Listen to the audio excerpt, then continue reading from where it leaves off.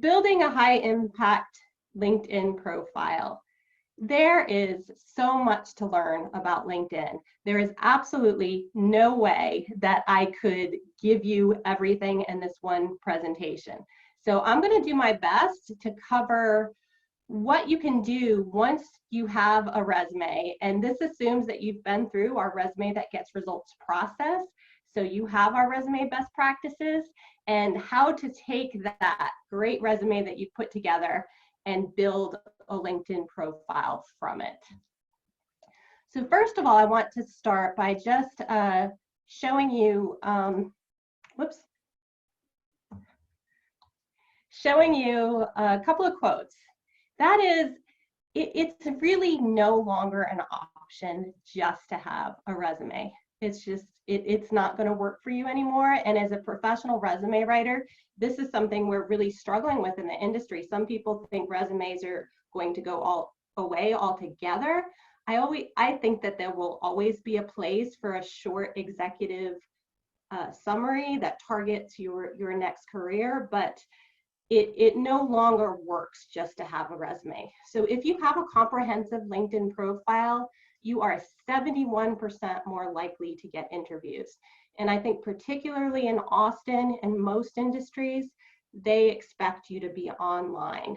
And so that brings me to the second statistic, which is the 2018 Career Builder Survey says that nearly half of employers say that if they can't find you online, that we're not even talking about negative stuff. If they just can't find you, that they are less likely to call you in for an interview. So having an online profile, particularly on LinkedIn, is a critical part of your career documents. And here's some more statistics. 95% of recruiters use LinkedIn. And we certainly see this. We see this in every recruiter we're talking to. They are on LinkedIn. They're sourcing candidates on LinkedIn. They are making connections on LinkedIn. I don't see this changing. There's no other major competitor. I mean, of course, things change over time, but right now, this is where the recruiters are. This is where we need to be. Okay, so this is our resume template. If you've gone through the resume that gets results process, this looks very familiar to you. A lot of the best practices that we put together on the resume template are going to be the same throughout LinkedIn. You must have a job title and target. Your whole resume seeks to prove out that you are, prove out whatever your future looking target is. And if you look at this resume, it is extremely scannable by the human eye, both by machines. So what that means is it's not too dense. You don't see walls of text, and you see places where it's very easy to scan for keywords so that employers can see the hard skills particularly that they're looking for. So if you've done your job with your resume and your LinkedIn profile, here's the result. It's going to show that you're committed to your target. We keep talking about this. You have to have a job target. If you've been listening to the JSN recruiters, every single one of them, if you ask them what's the most common reason candidates are rejected, they will all speak to target, all speak to being focused. So it's not just that you have a target, you're committed to it. You're 100% there, you're putting the uniform on, and you know all of the relevant keywords that employers are looking for when they're looking for somebody in your field with your job title in your industry. Also, a great career document, LinkedIn and your resume, needs to sound logical to the people that you are trying to reach. That means it's up to you to connect the dots between all of your past experiences, show what's related, and eliminate the things that aren't. Also, it's going to help you seem friendly and genuine. So on LinkedIn, what that means is that you're writing in first person. You're using I statements, which we don't do on resumes, but you have much more room on LinkedIn to be more conversational and friendly. You'll see some people do executive bios where they will use, you know, Kara's been a resume writer for X years. I don't talk about myself in the third person. That can be kind of off-putting. So really friendly and genuine, you have much more room to do this. And even the resume is written in first person. We just usually drop the I to accommodate the scarce space we have. Another important thing is that you know and communicate your value. And same as on resume as in LinkedIn, you know what your return on investment is for the employer, and you're going to offer proof. And proof can come in many different ways. And on the resume, it comes in measurable results. It comes in showing the hard skills that you're credible in. And it can also come with using third-party quotations from managers. Of course, on LinkedIn, we have much more room to do this. I may use 1 or 2 of these on a resume, but on LinkedIn, I can use a lot more. And finally, it shows what makes you different. And that means you might have something that no one else in your field has, and you'll want to communicate why that matters. So if you can do all of these things on your resume and on your LinkedIn profile, you are going to have a successful document. Here's what success looks like. This is one of my favorite stories about LinkedIn. It comes from a hairstylist out in California. And she created a fabulous LinkedIn profile. And all she started doing was going to look at professionals in the Bay Area who looked like they were in her target market. And she just started viewing their profiles because she was trying to learn about where her target market worked and what they were interested in, what kind of work they did, what companies they worked for. Anyway, she found out that when she went and looked at profiles, other people came back and looked at her profiles, because if you have the LinkedIn Premium Career, you can see who's looking at your profile. Well, with people being so mobile now and not staying in areas, there's probably a good chance we're all looking for a new stylist or a new dentist or something.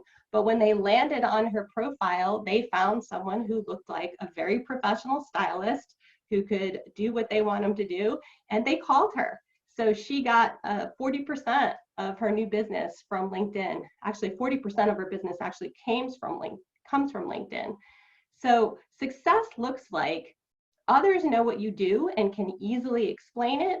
And then when you get new connections, when you get people looking at your profile, if you take a look at who's been looking at your profile in the last 90 days, success looks like people you want to connect with. If you see recruiters who are recruiting for jobs that you're interested in, companies, people from companies and hiring managers from companies and other people from your field wanting to connect with you, you know you're doing your job. So let's take a look. This is the most important thing when you're building out your LinkedIn profile. This little snapshot here shows you just kind of little tidbits of information, and you have to click on this in a search to get more information about somebody. So this part needs to be super inviting and super easy to tell who you are and what you do. Let's take a look at the profile photo. You have 21 times more views if you have a profile photo. And a lot of people don't trust LinkedIn profiles that do not have a photo. I, very rarely connect with them unless I notice that they're a job seeker. Most people I know won't even connect if there's no profile photo. And I know people are concerned. Sometimes people said, well, I'm concerned about age discrimination, or I don't have a good photo. Take a selfie. You can get a pretty good selfie. And if the company is going to discriminate based on a photo, then chances are they're going to discriminate in person too. So we're not hiding anything by not having a photo, and it just shows who you are. And if you're friendly, if you smile, you have a solid background, you're not putting your arms around somebody so that it's obviously cut off from a wedding photo, you're wearing appropriate business attire, it's a head and shoulders shot, it should be a recent shot, and it should be a forward-facing shot. They've done a lot of research on this. Photos matter. How they look matters, and it should be looking straight into the camera. Your background graphic, you show yourself in action. That's a great option, like Becky's doing here. You can also represent your profession. There's a person who works in utilities and he had a picture, very nice graphic of a utility pole that was kind of artistic. You can do something like that, or you can use just an attractive, simple substitute for the default one on LinkedIn. And you can use like a landscape photo or something really simple. This is one of the most important things that you can do, is choose a professional name. It helps control your professional identity. So let's say you are online about something not related at all to your professional field, like you have a hobby, maybe it's a slightly controversial hobby of like politics or something like that. By choosing a professional name, you can control how you show up as a professional. It should be easily findable and something that doesn't compete with other names. So you could have one of those names that is super common, or all of a sudden your name can become notorious. And, you know, whereas, you know, there's a famous court case that this happened to my sister-in-law. She became Andrea Yates and got married during the time years ago when Andrea Yates was arrested for killing her children in that very sad case. So she probably would have wanted to add her maiden name to her name so that she was easily findable and also differentiated from that situation. Also, it should match across all your docs. Back to that 47% of recruiters, if they can't find you online, this actually happened to me. Carabelle was a really common name. People were referring me, nobody could find me. So that's why I added that middle initial. And all of your properties should match. So this can take a little bit of work, but your Gmail, what you show up on a resume, your LinkedIn profile, and also how you put your name in the header of your resume and your LinkedIn profile. So you see that Becky has her main name in parentheses, Lamb, and if she were to write a resume, that's exactly how her name should show up on her resume. There's a bunch of different options. You can use a nickname in parentheses. Some people add suffixes. Some people even add a fourth name. Location is really important. 23 times more searches if you use a location, and it's true that recruiters do prioritize local. They do the same thing in the resume. It's a lot easier to recruit candidates locally than it is to have to worry about somebody moving. So you will see lots of priority towards local. And then the industry is an invisible field that you can choose when you edit that header section. You can only choose one. If you select the option that says you're open to recruiters, you have options there to choose other locations, but just remember that recruiters do prioritize local candidates. Okay, a branded headline. So a branded headline is keyword loaded. It has common job titles. So when you think about this, you want to think about what are recruiters going to search for when they search for you. And people will use soft skills in these. They'll talk about leadership, you know, sales leader. I see that all the time. But recruiters don't search on sales leader. They search on job titles, and they search on the most common ones for the industry, and they may search on an important skill or on a certification. Ideally, as with all of your documents, you want it to read conversational as well as not just keyword loaded. So you can, you know, just load a string of common job titles for what you do. But ideally, if you can make it sound a bit more conversational, like Becky's is, she still has some big keywords in there, but it's also conversational.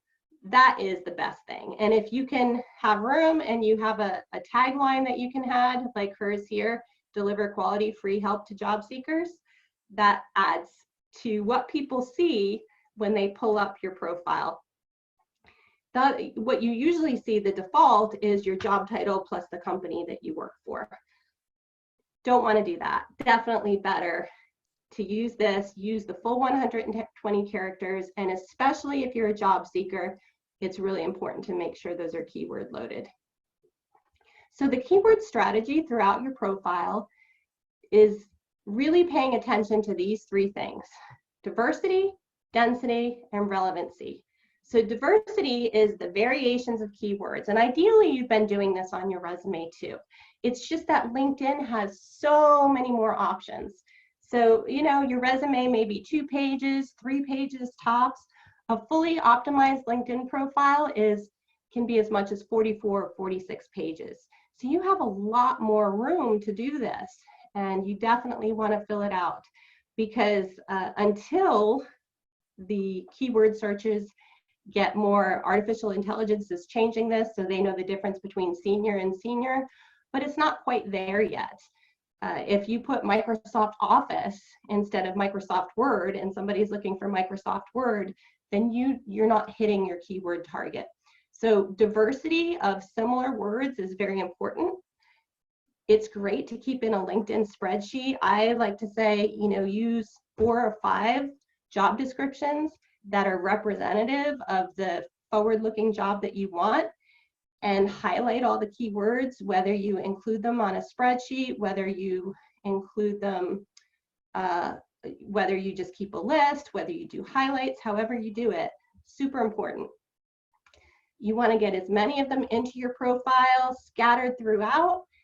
Just like your resume, you're writing for humans and machines. So if you just keyword load everything, that's going to look disingenuous. You need some story around it. You need some context around it, some color. The who, what, where, when, why, and how, as we say. So also your keywords need to be relevant to your future target. People get really attached to things, particularly as we get older and we might have 30 years of career experience. We get attached to everything. We love that experience we had 20 years ago. Even if it's not relevant, we just want to show everything. But that actually doesn't work. It doesn't work in your profile. It doesn't work in there's a new term now called personal SEO. SEO is search engine optimization. And that is, we want to optimize our LinkedIn profiles to get that forward-looking job. Well, if you have a lot of keywords and a lot of old job history that isn't relevant, then you are not going to succeed in that personal SEO. Okay, so here's the About section. With the About section, you've got 2,600 characters. They actually expanded it just recently. It was 2,000. You've got a lot of room here. And if you think about it, this is your first opportunity to have a conversation with your ideal audience. So you still want to consider those keywords. It's very important that you front load the priority keywords and you pay attention to the first 3 lines, 2 to 3 lines. I've included an example of the one that I use, and you can see, you know, I've got resume writer, teacher trainer, career. All of those keywords are in this, it's in the first sentence. Super important. You're duplicating what you did in the headline. And then you're writing a little bit of a story behind it. Think of it as your elevator pitch. A lot of people compare the About section to a very well-written cover letter. But it is your chance to have a conversation with the people that you hope to attract. And if you make it sound friendly and approachable while including all of those hard skills that they're looking for, then it's going to be a big win for you. Another thing to pay attention to is that you have this little, in red, you see that see more button. Well, they kind of see a teaser at the top. So you want to make sure that, just like a journalist, you're putting the most important up front to make them want to read more. Ideally, they'll want to click this see more button. So play with it, load it, see how it looks, and see where those dots end up. Because if it entices them to click more, then they're going to look at the rest of your About section. Okay, your Experience section is actually very similar to your About section in the sense that you have more opportunities here to tell stories about your career. You have lots of text to work with, way more than in your resumes. And you get more views with a lot of this filled out. So some people don't have their current position filled out, and that is not a good strategy. Like, make sure you want to keep it up to date and keep your current position filled out. You get 29 times more views with at least two positions filled out. LinkedIn gives you the opportunity to show rising responsibility. So if you have multiple job titles at the same organization, it's going to group it. This is a big question. Well, can I just cut and paste my resume? And the answer is probably not. And there's lots of reasons for this. One, you have so much more room. You have so much more room. So on your resume, you might have an opportunity to tell maybe 2 or 3 success stories and, you know, a list of keywords for each job. But on your LinkedIn profile, you can actually keyword load. So you can go to these, the easiest way to do it. Remember how we say on a resume, don't just list responsibilities? Well, you can do this on LinkedIn, because if you just list your responsibilities and they match the responsibilities that are listed in your group of job descriptions for your future looking title, then that's going to be a hit. If you do that, make sure you include at least a few measurable results, as well as you can include some things like what my managers say about me. And if you have any endorsements, either on your LinkedIn profile or from a review, you can use those. For those of you who are like to write, you can build a story much the same way that you do in your about section. And I'm going to go back to the about section for just a minute, because, and I will show you some examples of these things, but both for the about sections and the experience sections, you have the opportunity to add some proof. And for those of you who are visual, artistic, one of the pieces of proof that you can add is a SlideShare or PowerPoint representation of kind of your best work. If you're a graphic designer, they may not click over to your resume, but if you can include a representation of your work that's tailored to your target audience, that's a big help. You can add those right into either the about section or to the experience section. You can also, again, use those quotations. And the other thing that's helpful is hard skills.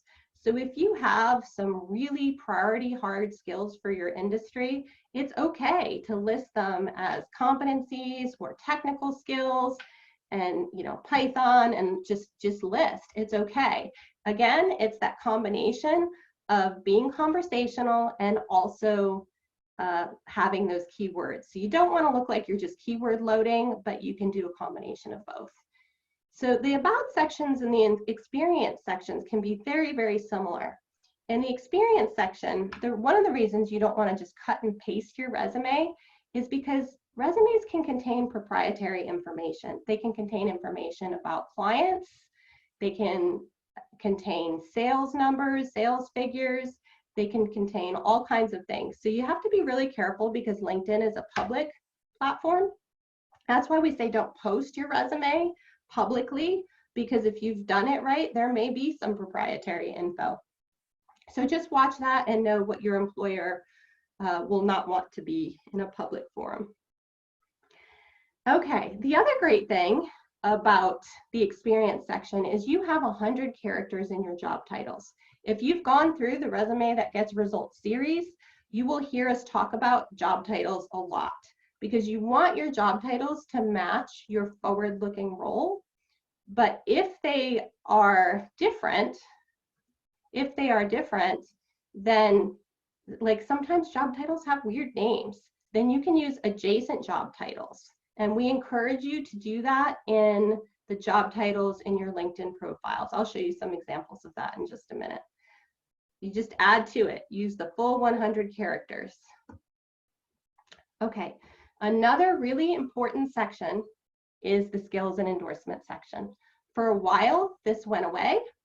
And it's not that it went away, it's just it wasn't widely used. But when Microsoft took it over, they're trying to make this section more meaningful to recruiters and allow them to find particularly those hard skills that recruiters are looking for. So back to that keyword diversity, density, and relevancy, it's really important that you make the best use of this.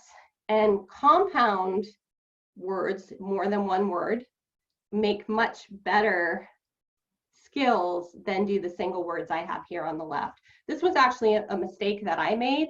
I hadn't updated my skills, and I had people come and endorse me, and they wanted to endorse me for resume writing, but it wasn't an option. So they endorsed me for editing. So you really want to make sure that especially your top 3 skills are really priority skills for your industry. And recruiters are definitely looking for more of those hard skills than they are for soft skills. So I see lots of people endorsed for leadership and those kinds of things, but that's not as powerful as being endorsed for a real specific hard skill or a competency. Oh, and I love this because anyone who has at least 5 skills, 31 times more recruiter messages. So this section is particularly important to recruiters and will lead you to be found. And if the keywords that you're currently using are not relevant in the skills and endorsement sections, even if you have old endorsements on them, it is much better that you lose them, get rid of them, and make sure that the ones that you are using are relevant to your future looking target. Finally, I want you to have examples. Let's see, have this. Okay. I want you to have examples, and one way to get examples is by looking at industry peers who have strong profiles. So these would be people in your industry. What are they doing? Another way to do it is to Google best finance people to follow on LinkedIn, following CEOs. A lot of these people have very well done LinkedIn profiles. So who's in your profession? You might even find best project managers on LinkedIn. You definitely will find marketers and LinkedIn experts and those kinds of people who write, technical writers and things. So it's just spend some time looking and evaluating what makes a good profile based on these best practices I've just showed you. I want to take a look at Tom Pauner. He is a recruiter, a LinkedIn expert. He owns his own resume writing and LinkedIn profile writing company. He's one of the top national experts, and he is the one that I learned from. So I think the best place to start would be with his profile.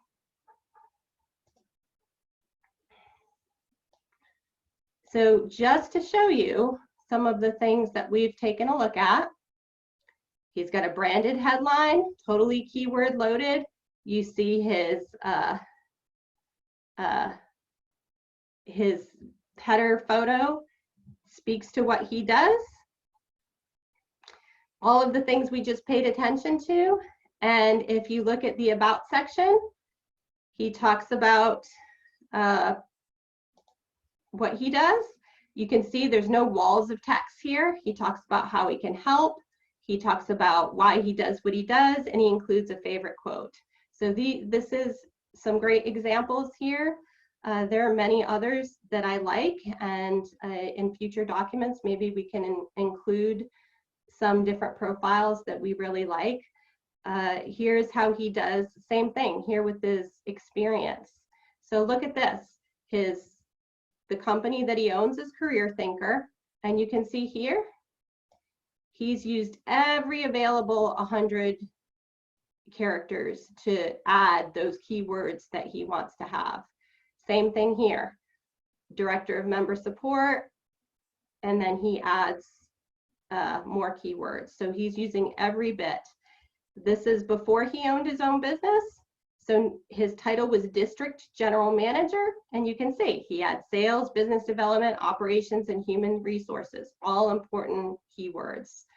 And you can see that this is a great breakdown of the experience section. So he's got keywords, he talks about his key accomplishments, he gives a snapshot of his biggest successes, lots of ways to do this. And I love third-party endorsements. So a lot of times people, if you've got a lot of great third-party endorsements, people will not scroll through them necessarily. And I'm talking about those personal endorsements that people write. If we go down to the bottom, here, the recommendations. So the top ones may not be your favorite ones. Well, you can actually take some of these quotes and some quotes from performance reviews and include them up in your experience sections as part of the stories. What managers say about me, what peers say about me, and include those direct quotes. And it especially helps, again, if there's some great keywords in there. So again, his top skills, resume writing, LinkedIn, and human resources. He also happens to be a recruiter in addition to have a resume writing company. If you take more look into diving into his profile, you can see he's added the rich media here. So this is the places where you can add copies of your certifications, where you can add PowerPoints of presentations you've done, or if you're that artist, you can add examples of your work. You have so many different places to round out your experience and make it visual. So in short, your resume is just, it's a very tight targeted document. LinkedIn needs to be well written. It needs to be scannable with lots of white space and not walls of text, but you have so many opportunities to tell stories, bring in your experience, your visuals, your education, your volunteer work and your courses, and the same thing that we say about resume writing applies. If it's relevant and professional and it enhances your future looking target, then include it. And if it doesn't, it's best to lead it off. So much more to learn about. I hope this gives you a big overview about how to transfer your resume and start building out a LinkedIn profile. We didn't cover settings. There's lots of courses that you can take if you just Google LinkedIn settings. LinkedIn has some courses you can take on settings, but this is really the nuts and bolts about how to round out a profile that is going to get attention. And back to the idea that when they land on you, you want them to see that you've done your job.